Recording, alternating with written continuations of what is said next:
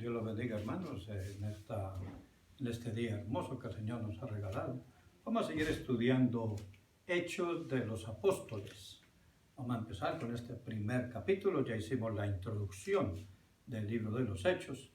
Ahora vamos a continuar con el primer capítulo de Hechos de los Apóstoles. Hagamos una corta oración para que el Señor sea bendiciendo. Bendito Dios, Padre Celestial, toda la gloria, la honra, el poder y la alabanza es para ti, Señor. Yo te pido que tú nos bendigas a través de este estudio, que bendigas a mis hermanos, Señor, que hables a nuestras vidas y que podamos escudriñar tu palabra en el nombre de tu Hijo Jesucristo. Amén, aleluya.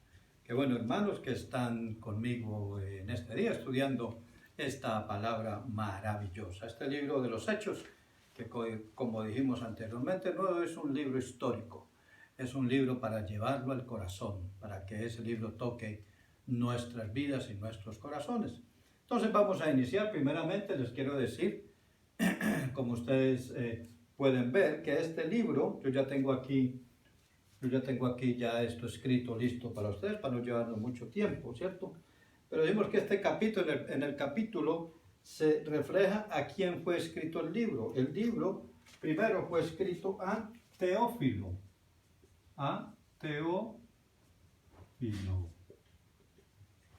¿Y saben cuál es el significado de Teófilo? El significado de Teófilo en griego quiere decir uno que ama a Dios. Es decir, uno que ama a Dios. Ese es el significado de Teófilo en griego. Este libro fue escrito a Teófilo. Como la carta, como el Evangelio de Lucas, también fue dedicado a Teófilo. Gloria a Jesucristo. ¿De quién habla este libro? Este primer libro, ¿de quién habla? Pues, en sí este libro habla de Jesucristo. Vamos a ver, este que está aquí es en el versículo 1, ¿no? Versículo 1. Este habla de Jesucristo. Habla de Jesucristo y su promesa. Y su promesa. Eso ustedes los pueden ver en el versículo 2 y 3. Versículo 2 y 3. Ahí pueden encontrar esta parte de quién habla el libro, el capítulo 1. Gloria a Cristo. Ahora, también nos dice cuál promesa. Aquí pusimos de su promesa, pero ¿cuál promesa? ¿Cuál promesa es? ¿Cuál era? El bautismo. Bautismo del Espíritu Santo. Eso lo va a poder usted encontrar en los versículos 4 y 5. Ahí va a encontrar esa parte, la promesa del bautismo del Espíritu Santo, como Cristo nos lo ha prometido a nosotros. Gloria a Jesús. ¿A quién se dirige? ¿A quién se dirige esta promesa? ¿A quién? A los cristianos. A los cristianos judíos. Eso lo va a encontrar usted en el versículo 6 y 7. Cristianos judíos. Recordemos que en ese tiempo, eran judíos a los que les predicaba. Entonces se habían convertido judíos, algunos de los apóstoles eran judíos, griegos, etc. Entonces por eso se les llama cristianos judíos. Nosotros somos gentiles, porque somos injertados en el pueblo de Dios. Amén. Entonces a los cristianos judíos era esa promesa, que esa promesa después nos llegó a nosotros para la gloria de Dios. Ahora, ¿para qué? ¿Para qué era esa promesa? ¿Para qué? Para que fueran, que fueran testigos. Oiga, para que fueran testigos. Eso lo va a encontrar usted en el versículo 8. Y yo quiero leer ese versículo 8, que me parece muy, muy, muy interesante. Dice así: pero recibiréis poder cuando haya venido sobre vosotros el Espíritu Santo, y me seréis testigos en Jerusalén, en toda Judea, en Samaria y hasta lo último de la tierra. Mire, si nosotros, si el ser humano, ¿cierto? Si el ser humano, ¿cómo les digo yo? Si hay una represa, ¿cierto? Si hay una represa, si tenemos una represa con los canales, las tuberías, las compuertas, con los túneles, con los motores, con los generadores y todo eso, pero le falta el agua, ¿para qué sirve esa represa? No sirve para nada, porque esa represa no va a generar esa energía que se necesita, ¿cierto? Ya que el agua es la que impulsa todos estos mecanismos para producir la energía. Ahora, nosotros podemos tener todo en la iglesia. Todo lo podemos tener en la iglesia, todo, absolutamente todo. Pero si no tenemos al Espíritu Santo, no tenemos nada, no producimos nada. Si en la iglesia no está el Espíritu Santo, no se va a producir, no se va a predicar, no se va a orar, no se va a ayunar, no se va a vigilar. O sea, sería una iglesia totalmente vacía. Amén. Entonces, ¿para qué? Para que fueran testigos de ¿qué? Del poder de Dios. Como usted y yo somos testigos del poder de Dios. Aquellos que hemos sido bautizados por la pura misericordia de Dios con el Espíritu Santo, nosotros somos testigos de ese poder. Y por eso usted debe buscar ese bautismo del Espíritu Santo. Ahora, ¿qué pasó con Jesús? ¿Qué pasó con Jesús? ¿Qué le sucedió a Jesús? Pues resulta que Jesús, después de que se encontró con ellos, ascendió. Usted lo va a ver ahorita, le digo dónde. Jesucristo ascendió a los cielos. Ascendió a los cielos.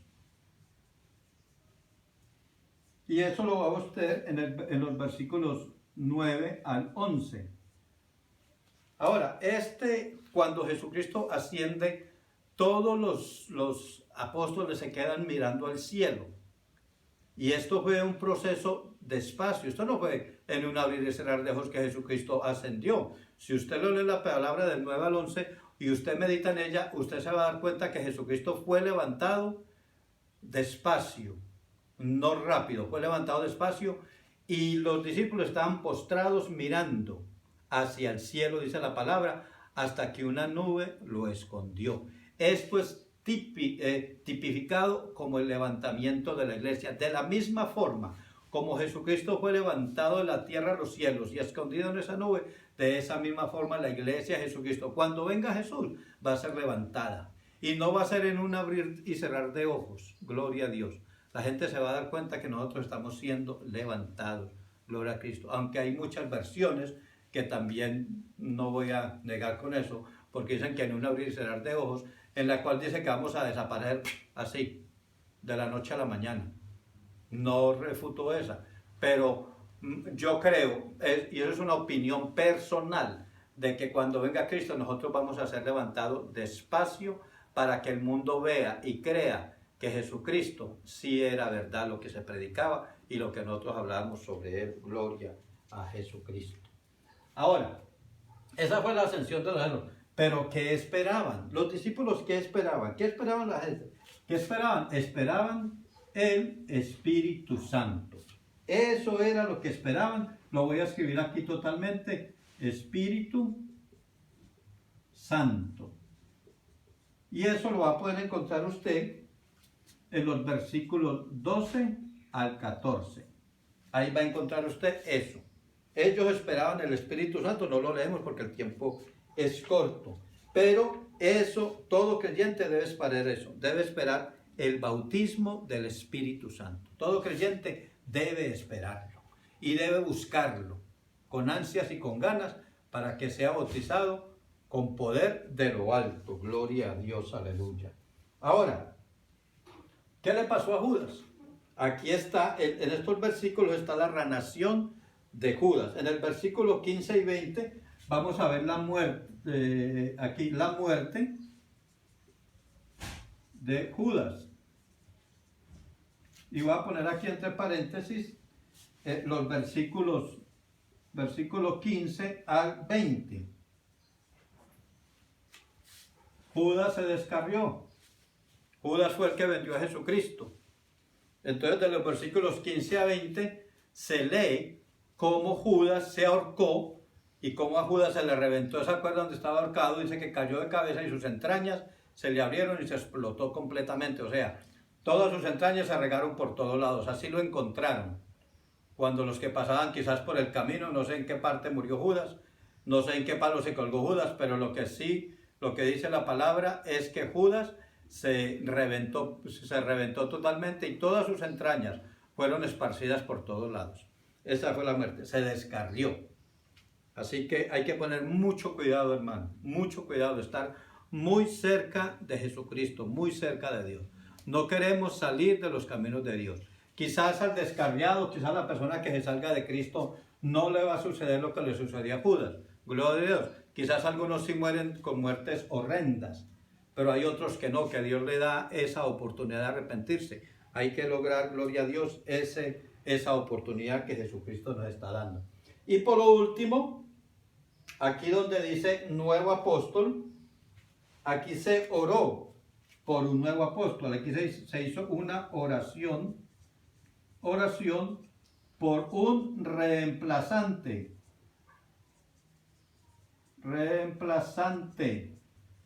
¿Okay? Y eso lo vamos a ver en los últimos versículos. Voy a ponerlo aquí abajito, versículo 21 al 26. Ahí vamos a ver ese reemplazante. Esa fue la última vez que habla la Biblia que se echaron suertes. Si ustedes se acuerdan, en el Antiguo Testamento, cuando el sacerdote iba a consultar a Dios para que Él le diera una respuesta, el sacerdote tenía aquí un pectoral, ¿cierto? Aquí el pectoral, que eran las 12 tribus de Israel, con diferentes piedras, y dentro de ese pectoral él guardaba 2 piedritas o 2 piedras, el Urim y el Tumim. ¿Qué hacía él con esas piedras? Él le oraba a Dios, se le pedía a Dios y después las tiraba y esperaba. No se sabe verdaderamente, nadie ha podido decir cómo eran las piedras, si eran cuadradas, redondas, si eran piedras normales del mar, del río, etcétera, no se saben. Entonces, lo que hacía es que las tiraba y dependiendo cómo cayeran ellas, quizás Dios le revelaba la decisión que él tenía que tomar. Y es de esta forma hicieron los apóstoles, echaron suertes, no tirando las piedras, ¿cierto? Pero sí oraron a Dios y empezaron a mirar a los apóstoles y Dios les indicó en su corazón cuál de ellos tenía que ser el que iba a reemplazar a Judas. Y si usted ve antes, en los versículos anteriores, están los nombres de todos los apóstoles. Ahí en el versículo 13, dice, entrado subiendo al aposento alto donde moraban Pedro y Jacobo, Juan, Andrés, Felipe, Tomás, Bartolomé, Mateo, Jacobo, hijo de Alfeo, Simón el celote y Judas, hermano de Jacob. Si usted cuenta los apóstoles que hay ahí, solamente hay 11 apóstoles, ahí en el aposento alto. Amén. Así que ahí los dejo con esta primer capítulo de Hechos de los Apóstoles. Con esta lección les voy a mandar a su WhatsApp en una foto, les voy a mandar nuevamente el capítulo 1, las preguntas del capítulo 1, para que ustedes lo resuelvan. Y si tienen alguna duda, ya saben, me pueden escribir, escribir a mi WhatsApp. Aquí les voy a dejar el número, que algunos quizás no lo tengan, 310-376-6496. ¿Ok? Ese es el número de mi WhatsApp, mi número personal de WhatsApp. Me escriben ahí alguna duda, lo que necesiten. Ahí estamos para servir, ahí estamos para contestar cualquier duda que ustedes tengan. Así que la próxima semana estaremos con el capítulo número 2. Sigue la cosa poniéndose mejor con el capítulo número 2. Ya vamos a ver algo muy interesante y que marcó, ese capítulo 2 marca el inicio de la iglesia de Jesucristo. Vamos a orar. Bendito Dios, te seguimos dando gloria y honra y te damos gracias por estos cortos momentos que nos diste de tu palabra, Señor. Padre, gracias por abrir nuestro entendimiento, Señor. Ayúdanos a continuar estudiando tu palabra para no perdernos en el nombre de Jesús. Gracias, Señor Jesús. Gracias, queridos amigos y hermanos. Que Dios los bendiga a todos.